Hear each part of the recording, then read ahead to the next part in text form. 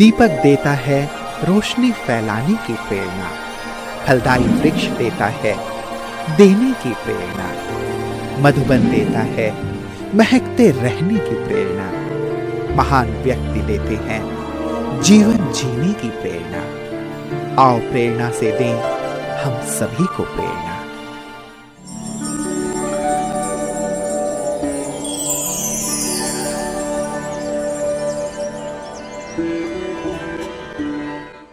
चाणस्मा गुजरात राज्य के पाटन जिले में स्थित एक नगर है।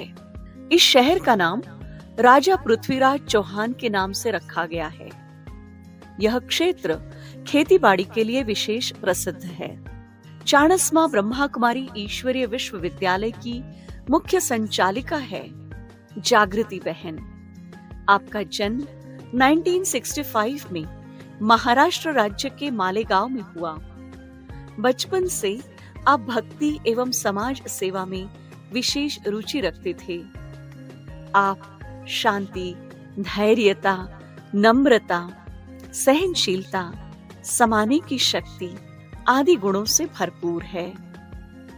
1971 में आपको ईश्वरीय ज्ञान की प्राप्ति हुई। 1980 में आपने अव्यक्त बाप दादा से ईश्वरीय मिलन मनाकर 1985 से अपना जीवन संपूर्ण रूप से ईश्वरीय सेवा में समर्पित किया। तब से आप मेहसाणा, पाटन आदि स्थानों पर सेवाएं प्रदान कर 1993 से चाणस्मा में अपनी स्थायी रूप से सेवाएं प्रदान कर रही हैं। जन जन को ईश्वरीय संदेश देते हुए आपने अनेक कार्यक्रमों का आयोजन किया। दीदी जी के नेतृत्व में 300 से अधिक विद्यार्थी ज्ञान योग की पालना लेकर अपने जीवन को श्रेष्ठ और महान बना रहे हैं।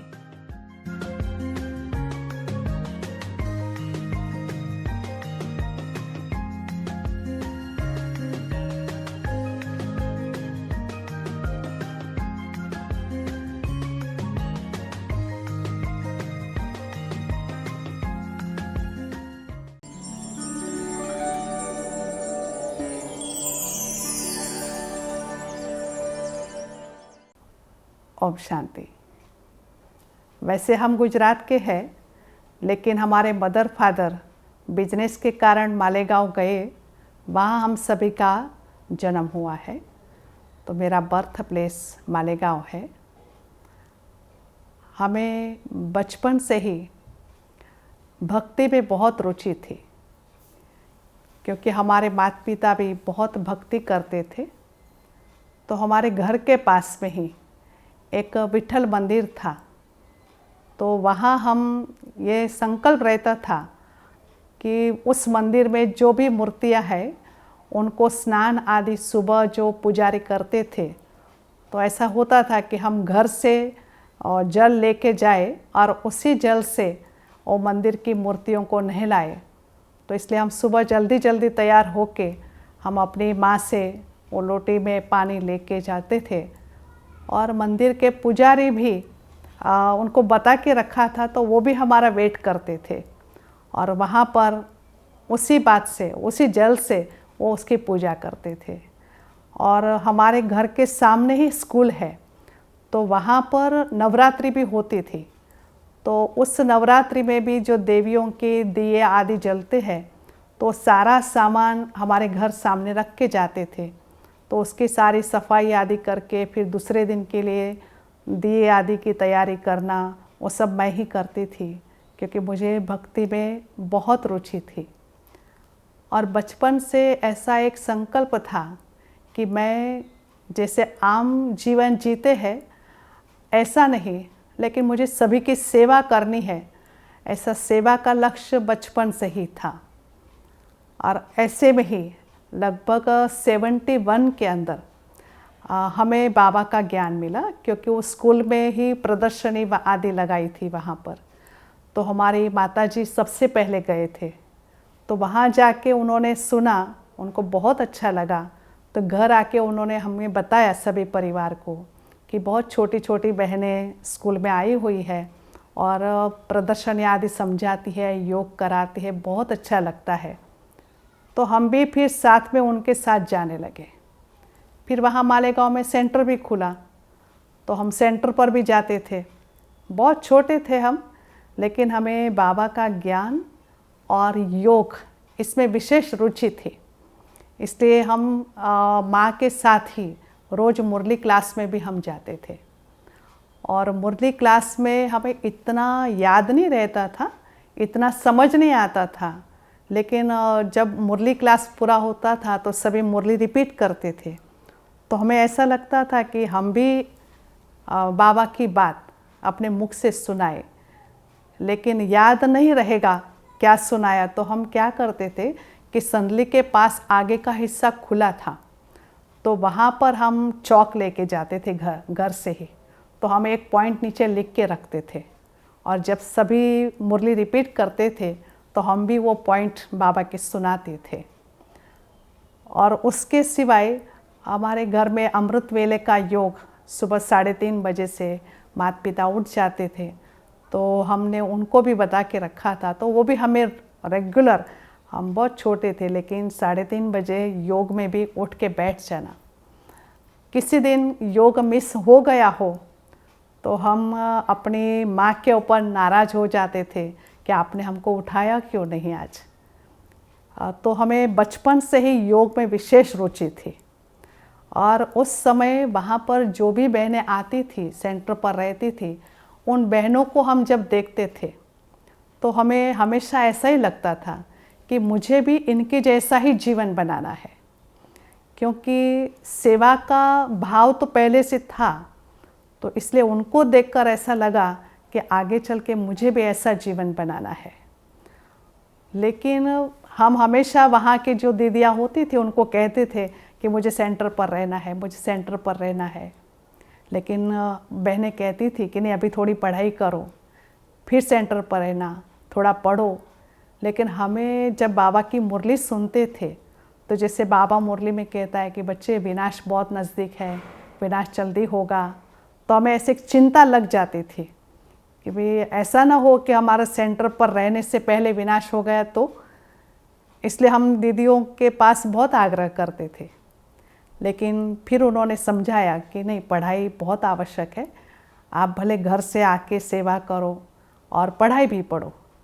और इसीलिए अगर मैं ये कहूँ कि मेरा सारे दिन का समय लगभग सेंटर पर ज़्यादा व्यतीत होता था, क्योंकि मुरली क्लास करके घर आए सुबह का, और फिर स्कूल कॉलेज जो भी था वो पूरा करूँ, और उसके बाद फिर दोपहर को हम वापस सेंटर पर चले जाते थे। जो भी सेवा आदि सेंटर पर होती थी वो सब सेवा करते थे। तो ये सेवा का लक्ष्य हमें विशेष था, और सेवा हम करते थे, और उसके अंदर हमें बार बार ऐसा होता था कि जितना जल्दी हो सके मैं सेंटर पर रह जाऊँ। लेकिन ऐसे करते करते लगभग 85 में हमने ग्रेजुएशन पूरा किया। और जैसे ही पढ़ते थे, हम कॉलेज में भी जाते थे, लेकिन बाबा जैसे मुरली में कहता है कि बच्चे, आपका जीवन बहुत मर्यादा वाला होना चाहिए, आपको देखकर किसी का भी कोई व्यर्थ भाव न जगना चाहिए। इसलिए हम कॉलेज भी जाते थे तो साड़ी पहनकर ही जाते थे, और पूरा जैसे अभी हम बैठे हैं ऐसा साड़ी आदि पहन के ही जाते थे। तो कॉलेज में भी हमारे साथ में जो पढ़ने वाले थे वो कभी कभी हंसते थे कि तुम कॉलेज में पढ़ती है कि गांव की है। लेकिन हमें किसी की बात की परवाह नहीं करते थे, हमें तो ये था कि हमें बाबा के श्रीमत पर चलना है। तो पहले से ही हमने जितना हम समझ सकते थे, हो सकता था, इतना बाबा की पूरे श्रीमत पर चलना, सिंपल जीवन जीना, कहीं भी कोई पार्टी आदि, क्योंकि कॉलेज में तो सभी पार्टियाँ आदि करते हैं वो सब, लेकिन उस किसी भी बातों में हमें कोई इंटरेस्ट नहीं था। हमारा एक ही लक्ष्य रहता था, क्योंकि हम बच्चे भी थे तब भी हम, जैसे बाबा कहता है कि बच्चे हर कर्म करते बाबा को साथ रखो, तो हम घर में भी कोई काम करते थे, स्कूल में भी जाते थे, तो जैसे हर वक्त यही अनुभव करते थे कि बाबा मेरे साथ है। और सचमुच बाबा का साथ का वो अनुभव होता था हमें। और इसीलिए हम 85 में कॉलेज पूरा करके और फिर एक संकल्प था मन में, पढ़ते थे तब, कि बाबा ऐसा कभी ना हो कि भाई मेरा एक दिन भी व्यर्थ जाए, ऐसा नहीं होना चाहिए। तो जब हम पहली बार बाबा से मिले तो वहाँ मालेगांव से मधुबन पहुँचने में लगभग 1.5 दिन हो जाता था। तो हम ट्रेन में भी बैठे थे तो भी मन में ये ख्याल चलता था कि भाई बाबा सबको वरदान देता है, एक एक से बात करता है। अब हम तो छोटे हैं, हमको तो बाबा क्या हमसे बात करेगा। फिर मन में ऐसा ख्याल चलता था कि बाबा सिर्फ इतना भी कहे ना कि बच्चे खुश हो तो भी बहुत है। और सचमुच जब हम बाबा के सन्मुख गए और बाबा ने यही बात हमसे कहा कि बच्चे खुश हो, तो इतना अंदर से इतनी खुशी हुई, इतना संतुष्टता हुई और ऐसा लगा कि सचमुच बाबा हमारे दिल का संकल्प सुन लेता है और वो पूरा हो जाता है। तो बाबा ने पहली बार हमें ये वरदान दिया था। और फिर मधुबन जाना तो जैसे इसी रीति से हुआ था कि हमको एक संकल्प था ही कि भाई हमको तो बाबा का बनना ही है। और जब भट्ठी का प्रोग्राम आया तो इस कारण, और हमारे सेंटर के टीचर्स बहनों को देखते थे तो उनसे हमको ये बार बार होता था कि हमें इनके जैसा बनना है, इनके जैसी सेवा करनी है। और इसलिए हम फिर वहाँ से मधुबन पहुँचे। घर में रहते थे उस समय, तो एक बार ऐसे बाबा से मिले हैं और तब ये वरदान दिया था। और उसके बाद तो हम सेंटर पर आए और उसके बाद जब हम बाबा से मिले तो जब कुमारियों की हमारी ट्रेनिंग थी, उसके पहले हम जब बाबा से मिलने गए थे तो बहुत अच्छा हुआ। मेडिटेशन हॉल में बाबा आते थे उस समय। और उस समय फिर जैसे मेडिटेशन हॉल में तो ऐसा था कि जैसे हम घर में ही बैठे, एकदम संदली के पास में ऐसे नज़दीक ही बैठते थे। तो हमारी जैसा एक कुमारियों का दूसरा ग्रुप भी आया हुआ था। तो जब बाबा से मिले किया और फिर जब लास्ट में बाबा को भोग खिलाते हैं तो दादियाँ भोग खिला रही थी, तो उस समय बाबा ने याद किया कि आज कुमारियों का ग्रुप बहुत अच्छा था। तो हुआ क्या कि हमारा ग्रुप पहले मिल लिया था बाबा से, तो हम थोड़ा पीछे बैठे थे। और दूसरा जो ग्रुप था वो बाबा से लास्ट में मिला था, तो वो बिल्कुल बाबा के भोग का टेबल था वहीं पर ही बैठी हुई थी। तो जैसे बाबा ने याद किया कि आज कुमारियों का ग्रुप बहुत अच्छा था, तो दादी ने तुरंत आगे जो बैठी थी उन कुमारियों को कहा कि बाबा याद कर रहे, आओ आओ करके। लेकिन बाबा की दृष्टि जहाँ हम बैठे थे और मैं बाबा को देख ही रही थी, तो बाबा की दृष्टि सीधे मेरे ऊपर आई और जैसे बाबा ने इशारा किया, हमें बुलाया। तो मुझे तो यही नहीं पता कि मैं हॉल में बैठी हूँ, सब मुझे देख रहे, कुछ पता नहीं मैं कब बाबा के पास पहुँच गई। और बाबा ने बहुत प्यार भरी और शक्ति भरी दृष्टि दिया। और फिर बाबा ने हमको टोली आदि दिया। तो तब ऐसा लगा कि नहीं, बाबा की नज़र हमारे ऊपर है, बाबा का हाथ हमारे ऊपर है। तो और भी हमारी हिम्मत और भी बढ़ गई कि नहीं, अब तो हमें पक्का बाबा का बन के ही रहना है। और इसमें क्या था कि हमारी जो लौकिक बहन है, मेरे से बड़ी है, वो बहुत होशियार थे, पढ़ने में भी, भाषण में भी, उन सब बात में बहुत होशियार थे। और मुझे ऐसा आता नहीं था, कोई भाषण आदि करना ऐसा नहीं आता था, लेकिन लगन थी बाबा का बनने की। तो बार बार हमें ये ख्याल चलता था कि भाई मुझे बाबा का बनना तो है, लेकिन मुझे तो कोई भाषण करना तो आता नहीं है, शिविर कराना तो आता नहीं है, तो फिर मैं बाबा की बन के क्या करूँगी। फिर तुरंत ही ख्याल आया कि नहीं, बाबा की सेवाएं तो बहुत सारी है, और जो बहनें होगी वो भाषण आदि करेगी और मैं तो बर्तन झाड़ू पोछा भोजन बनाना ये सेवा मैं करूँगी। और इस लक्ष्य को लेके मैं बाबा की बनी, बाबा के घर आने का संकल्प हो गया। और फिर वो 85 की जो ट्रेनिंग हुई उसमें हम आए। तो वैसे तब से हमने ये पक्का रखा था कि बस अब हम वापस घर नहीं जाएंगे, हम जहाँ भी बाबा भेजेगा वहाँ हम सेंटर पर जाएंगे। तो उन दिनों में पदयात्रा थी तो दादी गए हुए थे, तो उस समय चंद्रमणि दादी, रतनमणि दादी, ये सब दादियाँ वहाँ थी। तो जब हमारी ट्रेनिंग पूरी हुई तो उस ट्रेनिंग में हमको जो बातें सिखाई थी तो हमने वो सारी बातें अपने जीवन में पक्की की थी कि चाहे भाषण करे, चाहे बर्तन करे, लेकिन मेरे मन की अवस्था कभी ऊपर नीचे नहीं करूँगी। दूसरी बात याद रखिए कि चाहे बाबा मुझे जो भी सेवा दे, मैं हाजी का पाठ पक्का रखूँगी, क्योंकि मुझे बाबा का बन के चलना है। हाँ जी, आता है नहीं आता है, लेकिन हाँ जी करेंगे। तो ये 2 बातें मैंने पक्की रखी थी।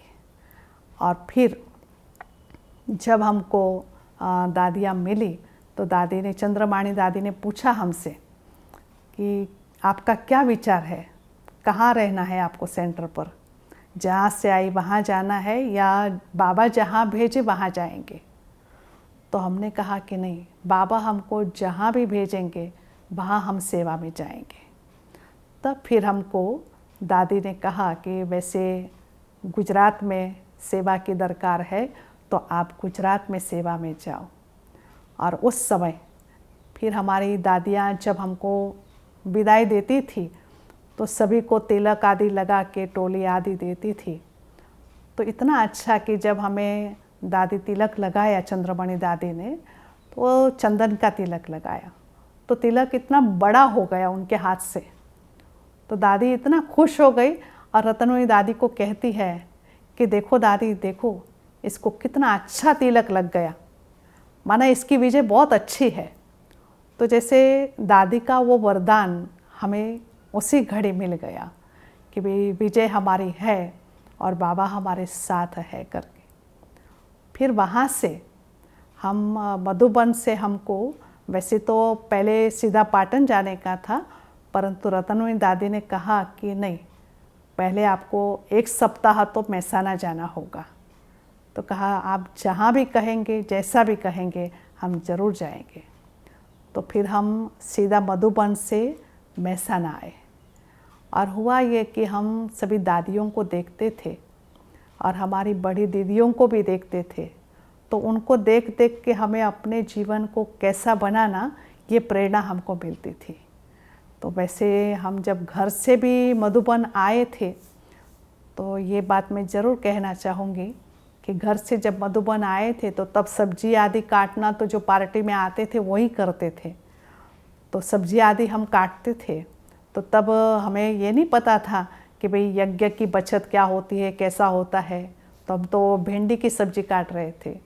तो उस समय मनोहर दादी वहाँ चक्कर लगाने आई और उन्होंने देखा मेरे पास, तो वहाँ पर आई दादी, मेरे पास बैठे और फिर दादी ने कहा कि देखो बालकी, ये सब्जी कैसी काटी जाती। तो जो भिंडी के ऊपर के काटे हुए थे उसमें से दादी ने एक एक पीस और निकाला तो एक कटोरी भर के सब्जी हो गई। तो दादी ने कहा देखो ऐसे यज्ञ का संभाल किया जाता है। तो हमें यज्ञ की संभाल कैसी करनी वो भी हमने उन दादियों से सीखा है। फिर जब मेहसाना हम आए तो कहा ना, हमको तो भाषण करना या ऐसा कुछ आता नहीं था, शिविर कराना कैसा, पर हाजिर रखना इतना पक्का था। तो जैसे ही आए तो 2 दिन भी नहीं हुए थे और मेहसाना की जो दीदी है, सरला दीदी, उन्होंने मुझे कहा कि जागृति आज तो इस गांव में शिविर रखी और तुमको वहाँ शिविर करानी है। तो हमने दीदी से कहा कि हमको तो पता नहीं कैसे करना है शिविर। तो हमको उन्होंने एक किताब दिया, राजयोग प्रवचन माला दिया। तो वो लेके हम तो इतना पढ़ा जैसे बोर्ड की एग्ज़ाम आई हो, इतना हमने पढ़ा उसको। और फिर भी ऐसा मन में लगा कि शायद मुझे याद न रहे तो, क्योंकि हमने दीदी से पहले ही पूछा कि कितना समय करानी होती शिविर, तो कि कम से कम 1 घंटा तो कराना पड़ेगा।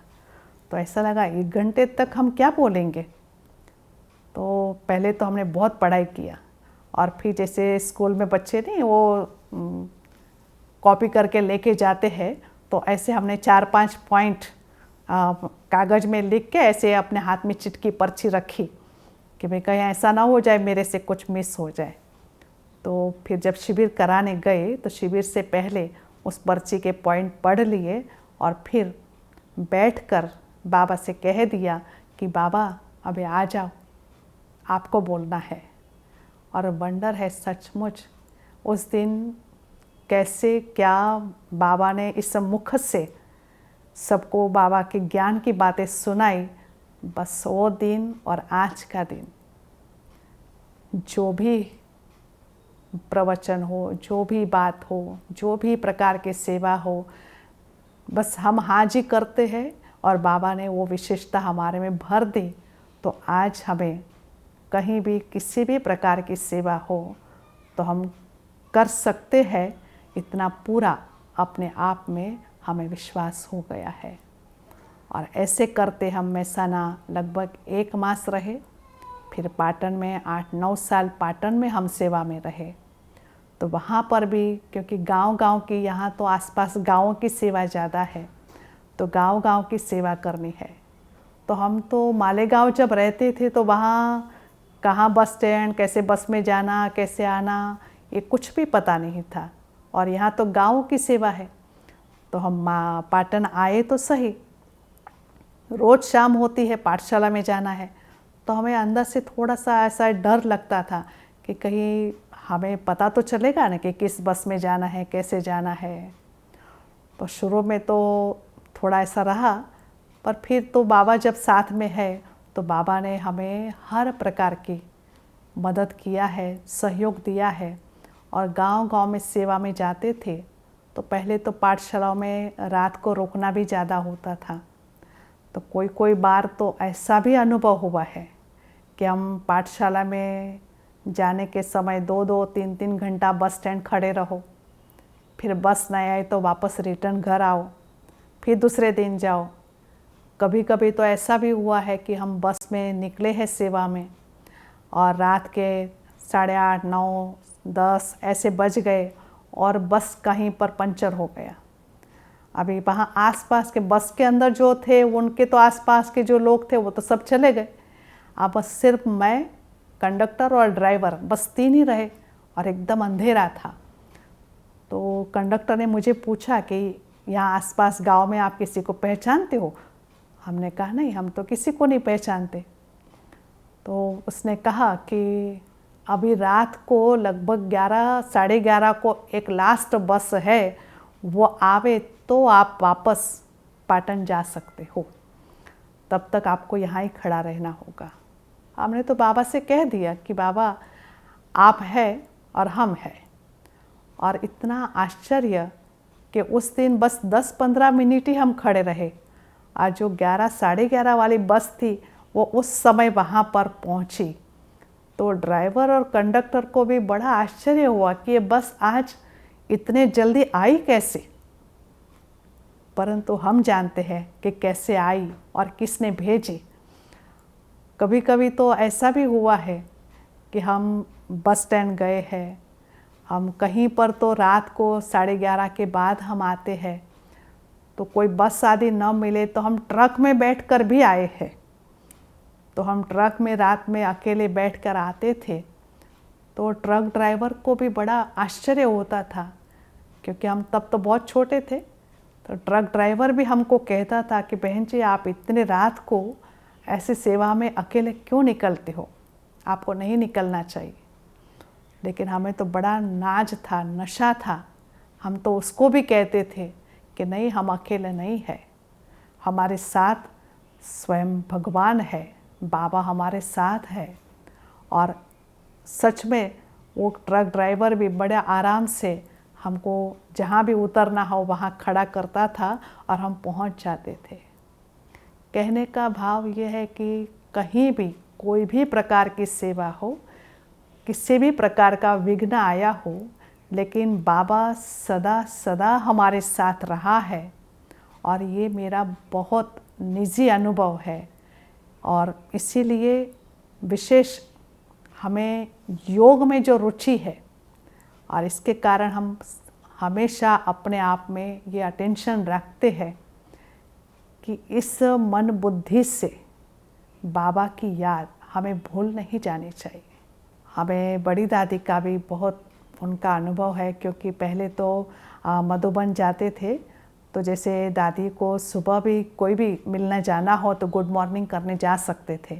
तो हम बहुत छोटे भी थे तो भी हम दादी को मधुबन गए हो और गुड मॉर्निंग करने गए हो तो दादी बड़े प्यार से इतना सुबह भी हमसे मिलती थी। तो तब से हमको ऐसा लगता था कि देखो दादी इतनी बड़ी है, लेकिन वो हर कोई छोटा बड़ा सबके साथ उसका इतना प्यार है।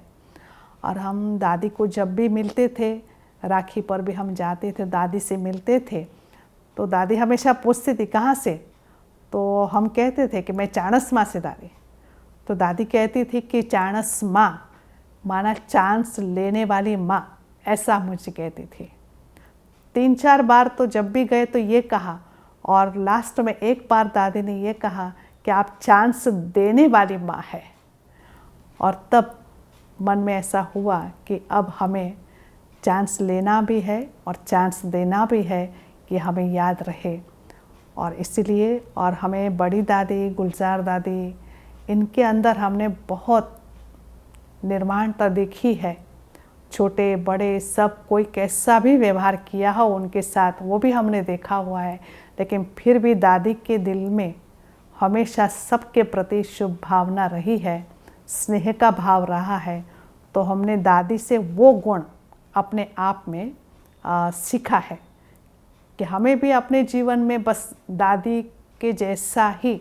एक बार तो हमने दादी से कहा भी था, दादी ने पूछा कि क्या बनना है, हमने कहा दादी आपके जैसा बनना है। तो दादी पहले वो बहुत प्यार से कहती थी, मुट्ठी मेरे जैसा नहीं, बाबा जैसा बोलो, कि मुझे बाबा जैसा बनना है।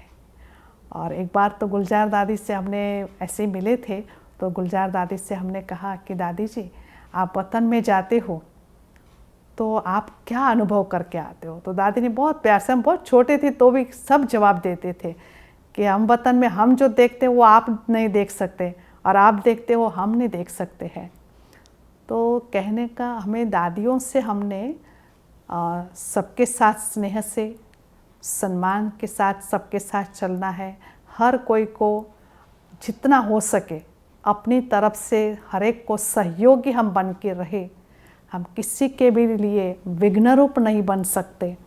ये बातें हमने दादियों से सीखी है, और इसीलिए सदा हमारे लिए, और हमारी सरला दीदी जो है उनको जब हम देखते हैं तो आज भी हम उनको याद रखते हैं कि वो हमेशा इतनी अथक बन के रात दिन सेवा करती है।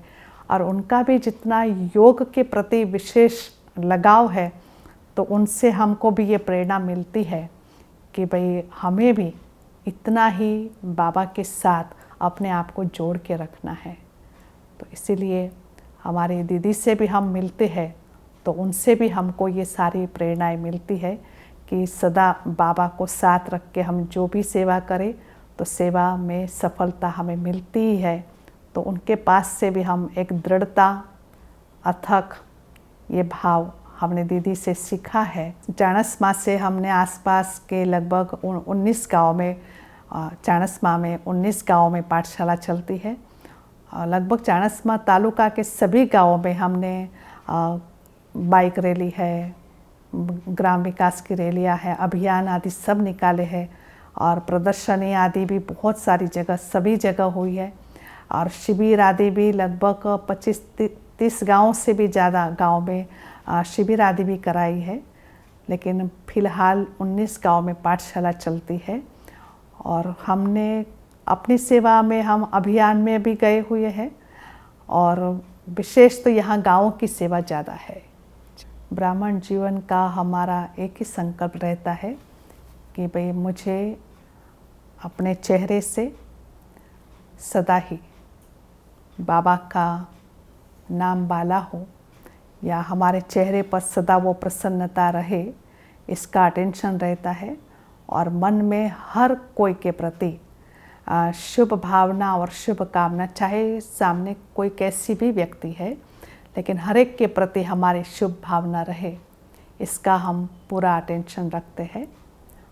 और योग हमारा निरंतर बाबा के साथ हमारी बुद्धि लगी रहे, इसका विशेष अटेंशन रहता है। वर्तमान समय हम अपने आप में कि किसी भी बात में हम अधिक से अधिक हर बात में हम फुल स्टॉप लगा सके, और अपने आत्मिक स्मृति हमें बनी रहे, ये हमारा वर्तमान समय का पुरुषार्थ है। बस यही तैयारी में तो है कि भाई जैसे बाबा कहता है कि बच्चे इतनी याद की प्रैक्टिस करो कि तुम्हें अंत समय एक बाबा के सिवाय कोई याद ना आए, तो बार बार उसके प्रति हम अपने आप को तैयार कर रहे हैं कि हमें एक बाबा के सिवाय और कोई भी याद न रहे। और विशेष हम पूरे ब्राह्मण परिवार के लिए ये कहना चाहेंगे कि हमें बाबा ने इतना अनमोल जीवन दिया है, जिसको बाबा कहता है हीरे तुल्य जीवन है, तो हर कोई अपने जीवन में पूरा पूरा अपना तन मन धन समय संकल्प शक्ति सफल करे, कहीं भी अभी व्यर्थ न जाए। अपने जीवन को हम सुंदर जैसे बाबा चाहता है ऐसा बनाए, हम सदा व्यर्थ से मुक्त रहे। इस बात के लिए हर कोई अपने पर ध्यान रखे, ऐसी एक दिल की शुभ भावना है।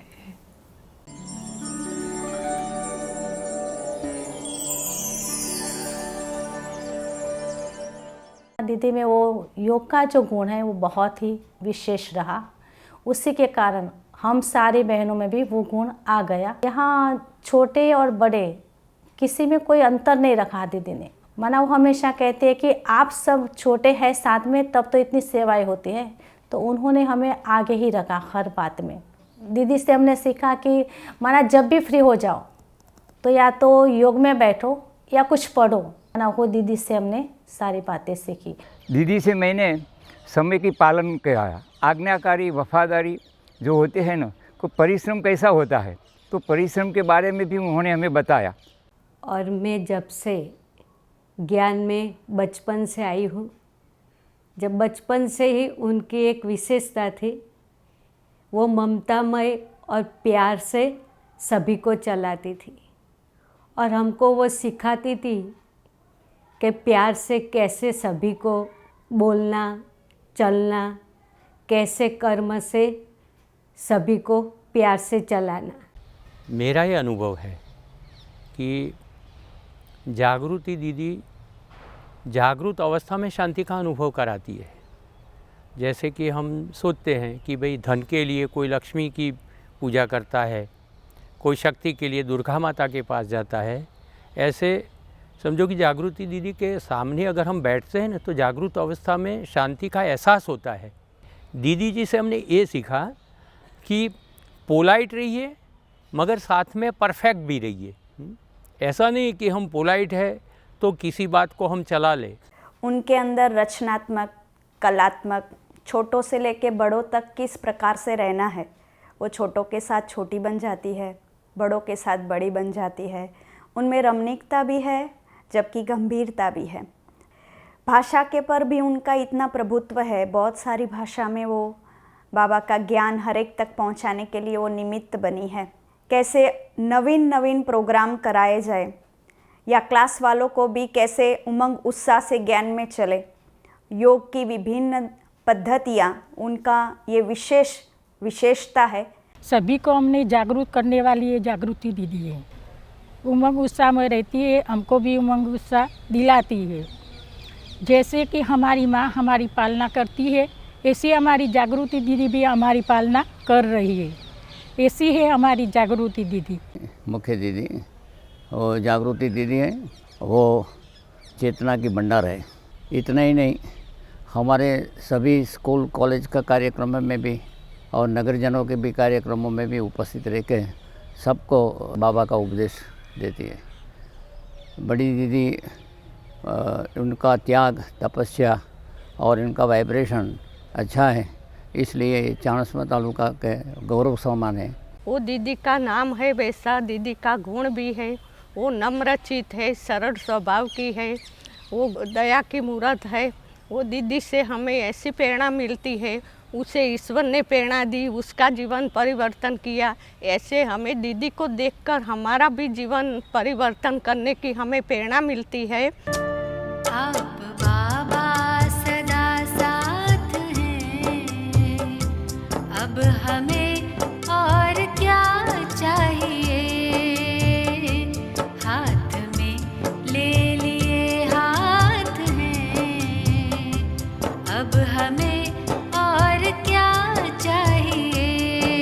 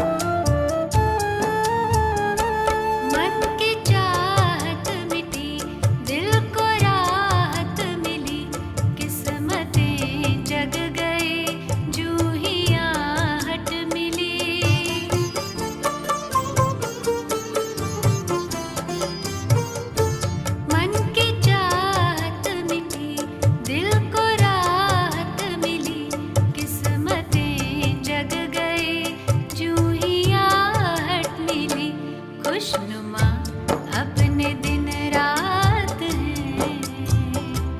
अब हमें और क्या चाहिए।